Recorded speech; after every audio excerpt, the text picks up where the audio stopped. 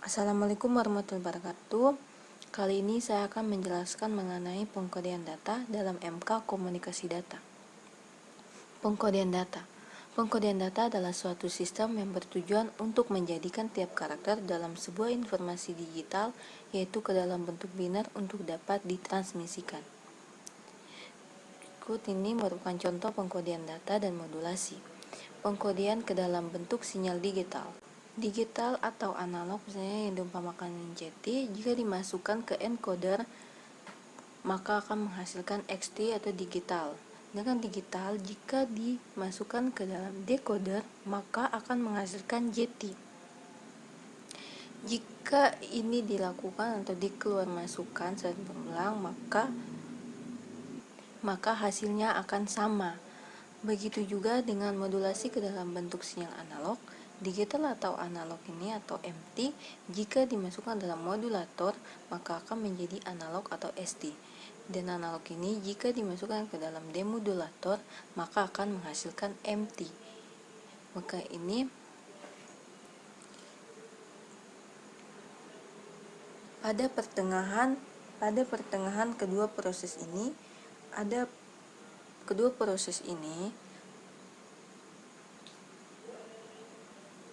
Pada pertengahan kedua proses ini, perubahan sinyal masuk awalnya dari JT atau MT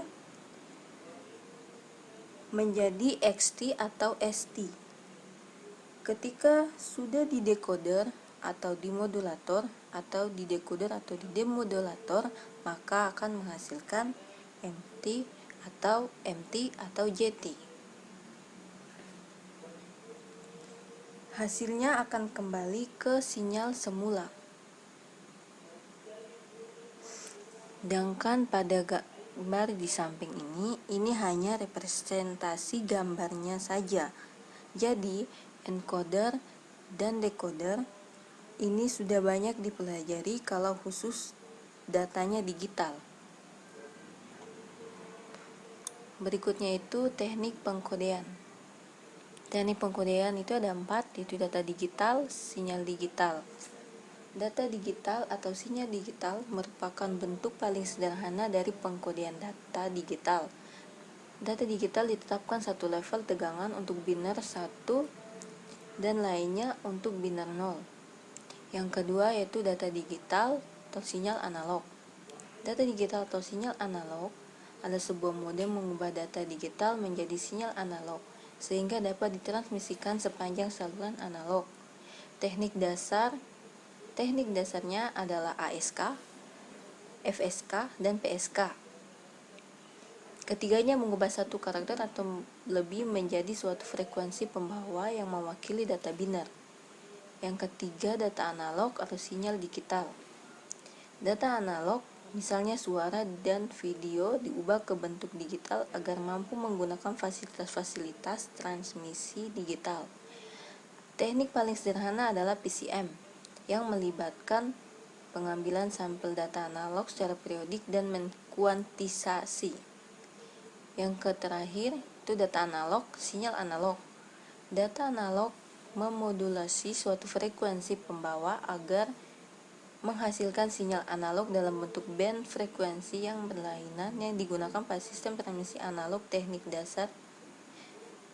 dasarnya adalah AM, FM, dan PM. Nah, sekarang kita akan masuk ke dalam contoh pengkodean. Di sini analog data dan analog sinyal yang sebagai media transmisinya adalah media telepon. Transmisinya menggunakan telepon. Ini dirancang untuk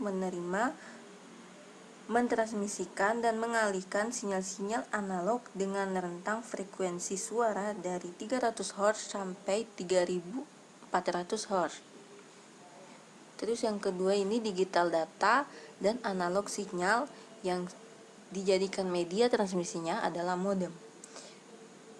Yaitu di mana modem atau modulator dan demodulator akan mengubah data digital menjadi sinyal analog. Berikutnya itu analog sinyal, digital data, dan digital signal.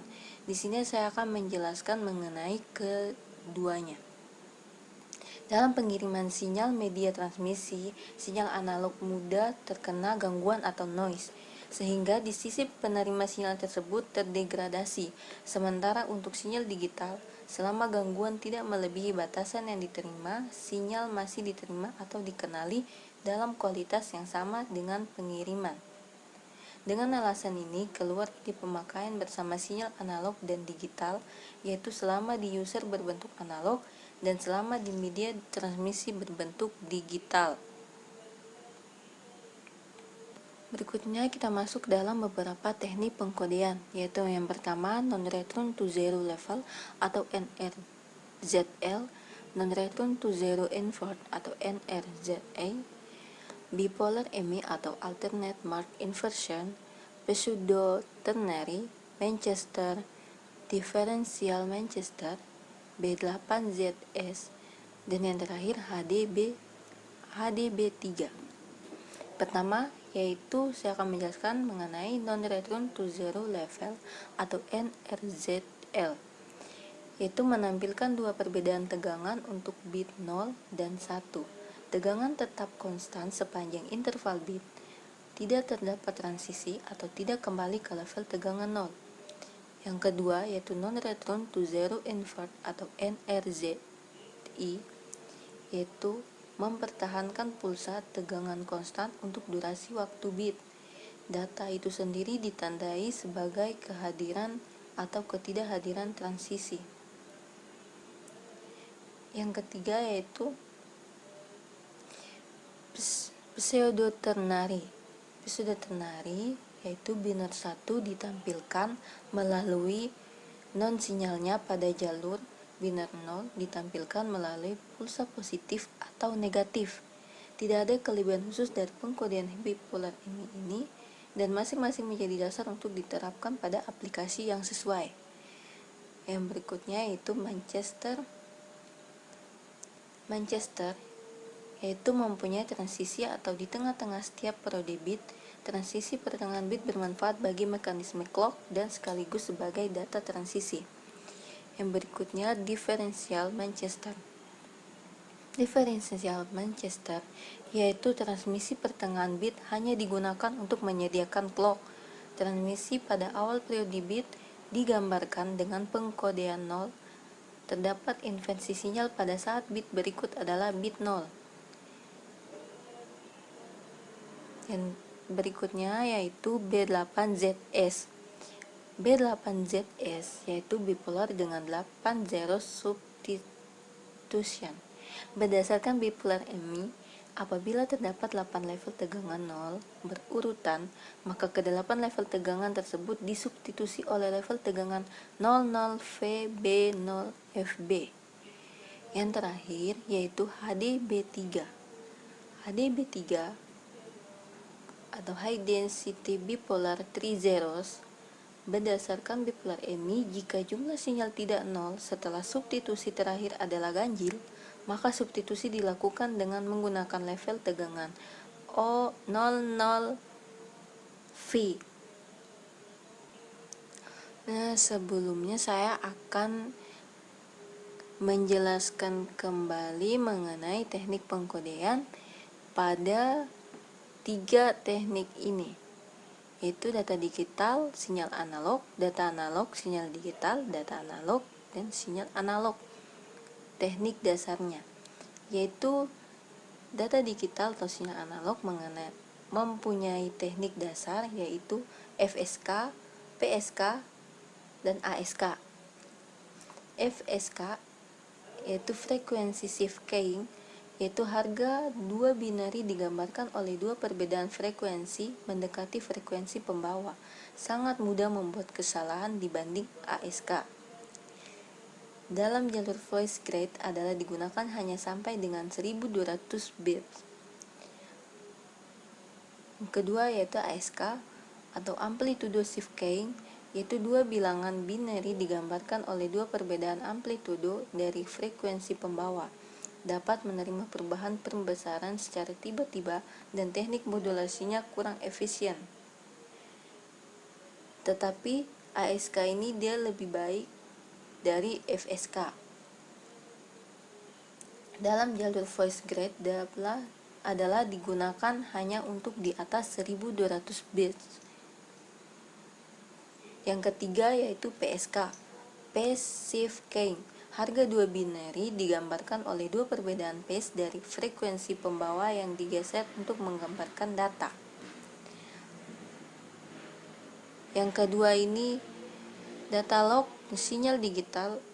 Teknik dasarnya yaitu PCM atau Pulse Code Modulation. Berdasarkan teori sampling, apabila sinyal FT disampling pada interval waktu reguler dan kecepatan tertingginya 2 kali atau lebih dari ketinggian frekuensi sinyal, yang mana sampel berisikan seluruh informasi sinyal asli, maka fungsi FT dibentuk kembali dari sampel ini menggunakan low pass filter. Yang ketiga yaitu data analog, sinyal analog. Yang ketiga ini terdapat AM, FM, dan juga PM.